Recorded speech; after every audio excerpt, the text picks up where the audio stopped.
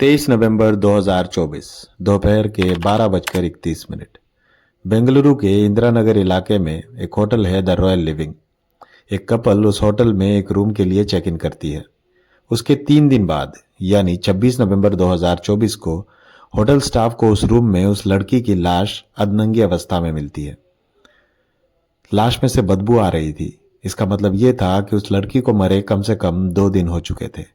परेशान करने वाली बात यह थी कि उस लड़की का बॉयफ्रेंड 26 तारीख तक उसके साथ उसी रूम में था, यानी कि पिछले 2 दिनों से वो लड़का अपनी गर्लफ्रेंड के लाश के साथ उस रूम में था। आखिर क्यों? आखिर वो क्या कर रहा था 2 दिन उस लाश के साथ उस रूम में? हेलो दोस्तों, मेरा नाम अली है। चलिए जानते हैं पिछले महीने घटे इस मिस्टीरियस मर्डर केस की पूरी सच्चाई आज की इस वीडियो में।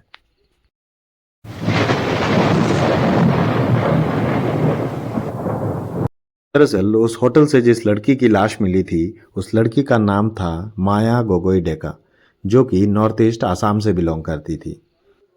माया एक सोशल मीडिया ब्लॉगर थी। वो सोशल मीडिया पर ब्लॉग्स बनाया करती थी और काफ़ी फेमस थी। उसके साथ साथ वो एक एजुकेशनल कंसल्टेंसी के साथ काम करती थी। माया 3 साल पहले बेंगलुरु गई थी। अपने बहन और अपने कज़न के साथ वो वहाँ पे रहती थी और ब्लॉगिंग करती थी और साथ साथ में अपना काम भी करती थी। माया बहुत ही खुशमिजाजी लड़की थी। वो हमेशा खुश रहना चाहती थी और उसके बहुत सारे सपने थे। वो अपने ब्लॉग्स में अपने दोस्तों से ये सब बातें शेयर किया करती थी।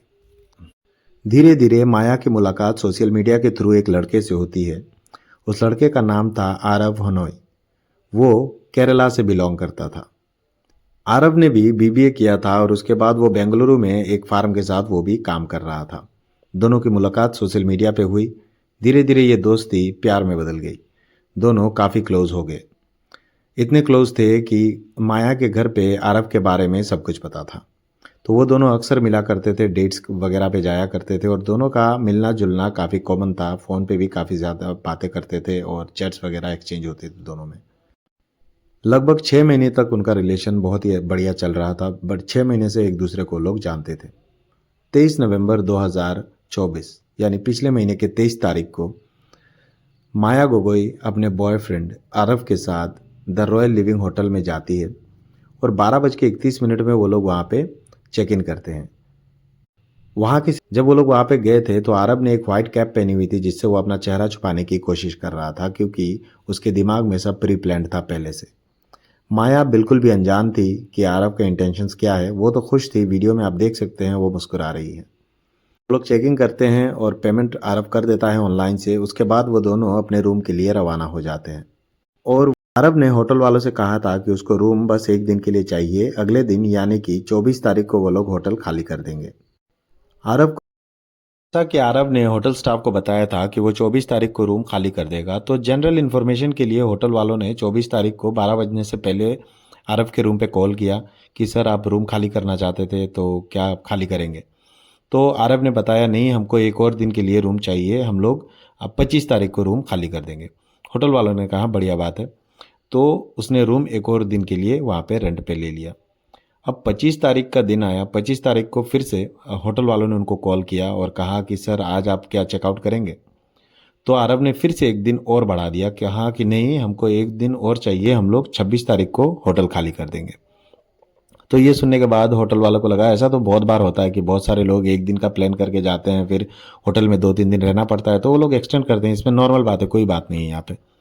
और होटल वालों को डाउट नहीं होने का एक और कारण ये था कि फ्रिक्वेंटली आरब रूम में खाना वगैरह मंगवा रहा था, ऑर्डर वगैरह दे रहा था, खाना वगैरह और उसके रूम पे सर्व हो रहा था। तो 26 तारीख के सुबह 8:19 पर रूम से निकलता है और उसके बाद वो, आप सीसीटीवी फुटेज में देख सकते हैं, वो होटल से अकेला निकलता है और ऐसा निकलता है कि वो और दोबारा होटल में नहीं आता है।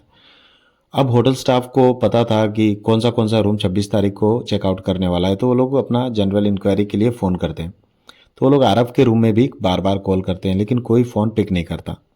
जब लैंडलाइन का फ़ोन कोई पिक नहीं कर रहा था तो आरव के मोबाइल पे फ़ोन करते हैं, जो उसने रिसेप्शन में अपना नंबर दिया था उस पर। वो नंबर भी स्विच ऑफ था। तो उसके बाद क्या होता है कि होटल का एक स्टाफ उस रूम में चेक करने के लिए जाता है कि क्यों फ़ोन रिसीव कोई नहीं कर रहा। तो वो जब ऊपर जाता है उस रूम में, तो उस रूम का दरवाज़ा खुला हुआ था। तो वो रूम के अंदर चला जाता है और रूम के अंदर जाने के बाद उस बेचारे की हालत ख़राब हो जाती है जब वो अंदर वो नज़ारा देखता है। आरव की गर्लफ्रेंड यानी माया डेका जो थी वो हाफ नेकेड बिस्तर पे पड़ी हुई थी और चारों तरफ खून ही खून था।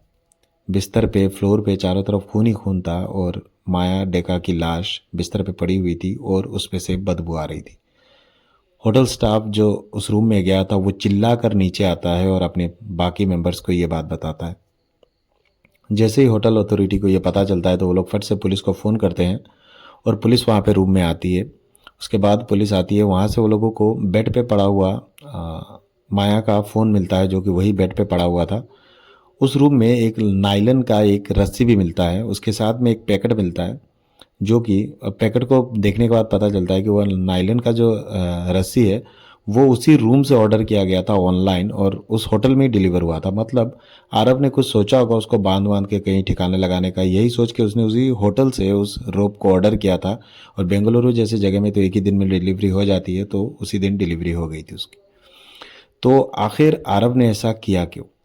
एक लड़की जो खुश थी उसके साथ, वो दोनों हंसी खुशी आते हैं रूम में और उसके बाद वो उसको मार डालता है। लाश की कंडीशन देख के पुलिस को ये तो पता चल गया था कि लाश में से जब बदबू आ रही है ना, कम से कम 2 दिन लगता है नॉर्मली किसी लाश में से बदबू आना किसी ह्यूमन बॉडी से। तो 2 दिन यानी 2 दिन पहले उसने उसको मार दिया था। मतलब अगर वो 23 तारीख को उन्होंने लॉगिन किया था तो 23 नहीं तो 24 तारीख को उसने उसको मार दिया था, लेकिन वो 26 तारीख तक उसके लाश के साथ उसी रूम पे था। देखिए, माया गोगोई का फ़ोन जो था उससे आखिरी फ़ोन 24 तारीख को किया गया था और वो फ़ोन स्विच ऑफ भी 24 तारीख से ही हो गया था। मतलब ये तो श्योर था कि उस शायद उसने 24 तारीख को ही उसको मार दिया था। अगर आरव का इंटेंशन सिर्फ माया गोगोई को मारना था तो वो 24 तारीख को उसको मारता और फिर जो उसने किया 26 तारीख को रूम से निकल के चला गया, वो तो 24 तारीख को भी वो कर सकता था। लेकिन वो 2 दिन उस लाश के साथ उसी रूम में रहा। उस रूम में बहुत सारे सिगरेट्स के टुकड़े मिले, मतलब वो वहाँ बैठ बैठ के सिगरेट पी रहा था। मतलब जब तक उस लाश में से बदबू आना स्टार्ट नहीं हुआ तब तक आरव उसी रूम में उसके साथ उस लाश के साथ था। पुलिस को कॉल रिकॉर्ड से पता चला था कि आरव जब होटल से निकलता है तो उसने अपने फ़ोन को 8:30 बजे ऑन किया था और उसने अपने फ़ोन से एक कैब बुक की थी, जिस कैब ने उसको ले जाके बेंगलुरु रेलवे स्टेशन पे ड्रॉप किया था और उस कैब वाले से इस चीज़ को कंफर्म भी किया जाता है। उसके बाद आरव अपना फ़ोन ऑफ कर लेता है और उसके बाद आरव वहाँ से ट्रेन पकड़कर सीधे निकल जाता है एमपी के लिए, मध्य प्रदेश, उसके बाद यूपी, उसके बाद इसी तरह के और 2 एक जगह घूमने के बाद लास्ट आरव बनारस जाकर पहुँचता है। वो अपने घर केरला ना जाकर वो मध्य प्रदेश, वाराणसी ये सब जगहों में वो घूम रहा था ताकि वो पुलिस को थोड़ा बहुत कंफ्यूज कर सके और इस केस में थोड़ा टाइम चला जाए। लेकिन उसके साथ साथ आरव के पैसे ख़त्म हो रहे थे। तो आरव को और कुछ समझ में नहीं आता है क्योंकि उसको लैंग्वेज प्रॉब्लम भी हो रही थी बाहर में। तो वो क्या करता है, वो सीधे बनारस से नेक्स्ट ट्रेन जो है वो कर्नाटका के लिए पकड़ता है और वो सीधे कर्नाटका वापस आ जाता है। यहाँ आरव और माया दोनों ही बहुत कम उम्र के थे। माया सिर्फ 19 साल की थी और आरव 21 साल का लड़का था। तो क्या वजह थी कि आरव ने इतनी बेरहमी से अपनी गर्लफ्रेंड को मारा? अगर उन दोनों के बीच कोई प्रॉब्लम होती तो पुलिस को कॉल रिकॉर्ड से या फिर उनके चैट से मिल जाती। लेकिन माया के फ़ोन को रिट्रीव करने के बाद ऐसा कुछ नहीं दिखा जिससे ये पता चले कि आरव के साथ उसका कोई झगड़ा हुआ हो या फिर उसके चैट्स में इस तरह की कोई बातें हो। नॉर्मल बातें थी उनकी। पुलिस को अब समझ में नहीं आ रहा था कि आखिर एक 21 साल के लड़के ने इतनी बेरहमी से उस लड़की को क्यों मारा। काफ़ी मशक्क़त के बाद आखिरकार 29 नवंबर 2024 को कर्नाटका के एक रेलवे स्टेशन के बाहर से आरव को पुलिस ने पकड़ लिया। जब पुलिस ने आरव से पूछताछ स्टार्ट की तब जाके धीरे धीरे पुलिस को थोड़ा बहुत चीज़ समझ में आया। दरअसल पहले पुलिस को यह लग रहा था कि आरव चाकू जो है, जो मर्डर वेपन था, वो अपने घर से लेके आया था, साथ में प्री प्लान्ड था। लेकिन बाद में आरव ने पुलिस से बताया कि उसने वो जो रस्सी है वो और वो चाकू दोनों ही ऑनलाइन मंगाया था और दोनों उसने होटल के रिसेप्शन से डिलीवरी एक्सेप्ट की थी। ये उसने मंगाया था 24 तारीख को, क्योंकि 24 तारीख को उसकी और माया की थोड़ी सी लड़ाई हो गई थी होटल के रूम में। एक्चुअली जहाँ तक आरव ने पुलिस को बताया उससे पुलिस को थोड़ा बहुत ये पता चला है कि आरव जो है वो बचपन से अकेला था। उसकी कोई फीमेल फ्रेंड नहीं थी और लड़कियों के साथ उसके कुछ अच्छे रिश्ते भी नहीं थे क्योंकि उसकी कोई दोस्त नहीं थी उससे पहले। वो अकेला रहता था बेंगलुरु में। और वो जब बेंगलुरु आया तो उसने माया को, जब वो लोग रिलेशनशिप में आए तो उसने माया को लिव इन में रहने के लिए प्रपोज़ किया, लेकिन माया जो अपनी बहन के साथ रहती थी उसने उस चीज़ के लिए मना कर दिया। तो शायद इसको लेके वो लोगों का थोड़ा बहुत झगड़ा हुआ होगा। और एक बात और था कि माया सोशल मीडिया में बहुत ज़्यादा एक्टिव रहती थी, तो ज़ाहिर-सी बात है उसके काफ़ी सारे दोस्त बन गए थे बेंगलुरु में, और ये शायद आरव को ज़्यादा पसंद नहीं था। इस केस में ज़्यादातर शायद और बट के ज़्यादातर चांसेस इसलिए है कि आरव अपने मुँह से ज़्यादा कुछ नहीं बता रहा पुलिस को। उसने पुलिस को तो पहले सिर्फ़ इतना ही बता दिया कि मैंने उसको अपने पर्सनल रीज़न्स की वजह से मारा है। वो पुलिस को बता ही नहीं रहा था कि उसने उसको क्यों मारा है। धीरे-धीरे पुलिस कन्क्लूज़न निकाल रही है उसकी बातों से, और उसको जितना सवाल किया जा रहा है उससे ये बात निकल के आ रही, क्योंकि एकदम लेटेस्ट केस है इसलिए अभी इसमें और भी अपडेट्स आने बाकी हैं। दरअसल आरव के जो दादा हैं वो एक आर्मी ऑफिसर थे। आरव बचपन में ही उसके और उसके मम्मी पापा का डिवोर्स हो गया था।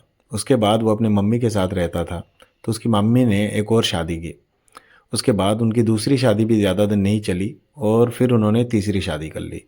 उस वक्त आरव अपने दादा के पास रहने के लिए आ गया था और उन्होंने ही उसकी पूरी देखभाल की। तो बचपन से ही के मेंटालिटी शायद इस तरह की थी, उसने ज़्यादा अच्छे हालात नहीं देखे थे अपने बचपन में। और जब देखिए, आप नहीं बता सकते कि किसी इंसान के अंदर क्या है, क्या चल रहा है। माया गोगोई किसी और मेंटालिटी की लड़की थी, वो खुशमिजाजी थी, वो उसके लाइफ में कोई इस तरह की प्रॉब्लम नहीं थी, वो एकदम नॉर्मल लड़की थी। शायद आरव ऐसा नहीं था। वन ऑफ दोज केसेस है जहां एक अलार्मिंग सिग्नल है ये लोगों के लिए, ख़ास करके अगर आप माँ बाप हैं तो आप ध्यान से सुनिए अभी जो मैं कहने वाला हूँ उस बात को। देखिए, सोशल मीडिया और ये 5G के ज़माने में दुनिया बहुत फास्ट हो चुकी है, बहुत फास्ट चल रही है दुनिया।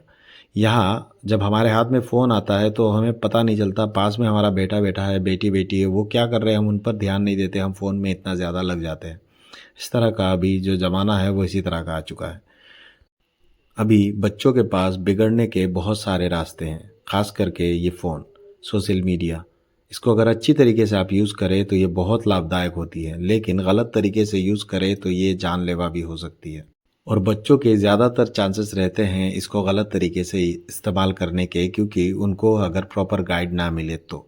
आपके बच्चों की दोस्ती किन लोगों से हैं, किन लोगों से नहीं है, उसके सोशल मीडिया फ्रेंड्स किस तरह के हैं, इस तरह की चीज़ों में थोड़ा बहुत हम लोगों को इंटरेस्ट लेना पड़ेगा। हमें थोड़ा बहुत जानना पड़ेगा कि हमारे बच्चे किस तरह के लोगों से दोस्ती रखते हैं, चाहे वो ऑनलाइन हो या फिर ऑफलाइन हो। अगर अपने बच्चों के लिए आपको बाद में रोना नहीं है तो अभी आप लोगों के लिए वक्त है। जहाँ तक हो सके अपने बच्चों से बात कीजिए, उन्हें इस तरह की कहानियाँ बताइए, उन्हें समझाइए। क्योंकि क्योंकि एक एज होता है जहाँ मासूम बच्चों को ये नहीं पता होता है कि वो कौन से ट्रैप में पड़ रहे हैं। आप लोगों का फ़र्ज़ है कि आप लोग उनको इस तरह के केसेस को बताएं, उन्हें समझाएं और उनको सही राह दिखाएं। मिलता हूँ आप लोगों से इसी तरह की किसी और सच्ची घटना के साथ। तब तक के लिए अपना ध्यान रखें, अपने बच्चों का ध्यान रखें, अपने आसपास के लोगों का ध्यान रखें। जय हिंद, जय भारत।